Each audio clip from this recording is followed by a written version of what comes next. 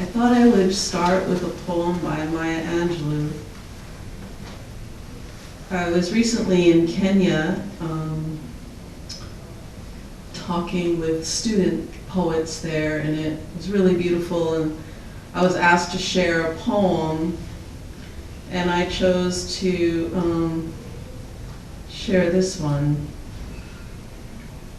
It's called Life Doesn't Frighten Me at All.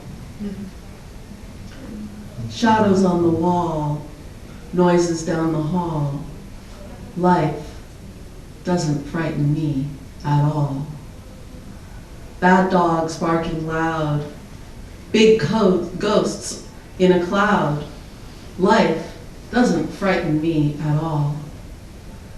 Mean old mother goose, lions on the loose. They don't frighten me at all. Dragons breathing flame on my counterpane. That doesn't frighten me at all. I go boo, make them shoo. I make fun, way they run. I won't cry, so they fly. I just smile, they go wild. Life doesn't frighten me at all.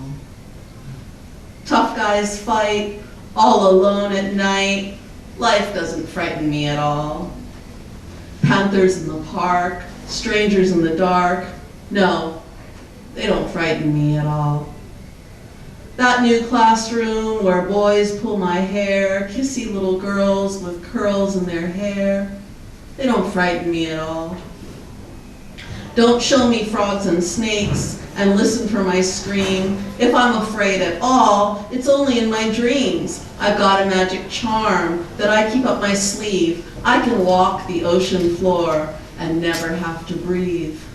Life doesn't frighten me at all. Not at all. Not at all.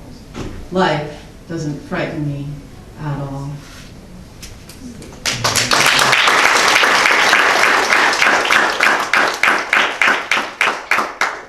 So that poem worked for a lot of reasons. I was teaching English learning students. We're like grade 6 or 7, and also spent a lot of time with the university students who are in this book, which a lot of people in this room are in. So thank you for bearing with me. I'm going to mostly talk about this book. It is an exchange between poets in Africa and poets here in America, and what I discovered is that poetry is such a healing and fearless thing, and you know, in editing the book, you never know what's going to happen when exchanging. I know people don't write back, or they do, but in the end, when I got there, and I met some of the people who exchanged poems with many of the people in this room, it was kind of like, wow, we were really communicating. So I just feel honored.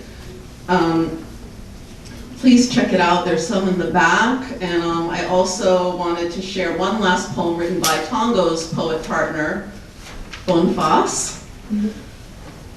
He wrote a poem for all the poets that were there, and this one is called We All Matter. So this is Boniface Nyamyawe, and he wrote a poem for each of the poets. This is the one he wrote to me at the end of the event. We all matter. Our ancestors have all lied down, see? They are thanking you, you the great poet, for your openness to remind us of the story of the suffering of the Black people abroad. You have reminded us that it is good to join hands to share ideas as we fathom this issue, how human beings can be one thing, white and Black people to share the same plate. I'm white in Africa, by the way. I spent a lot of time talking about that with them, you know, and just kind of, it was like beautiful. So that was like an inside joke. White and Black people to share the same plate with no one provoking another, with no one sneering at another, with no one grabbing from another, with no one killing another. Yes, please, give us a bite of your wisdom in the future when you have a similar program. Look, we are with you to the finishing line. Your friend, poet, Bunfas, Isaboke, Nyam Nyaweh.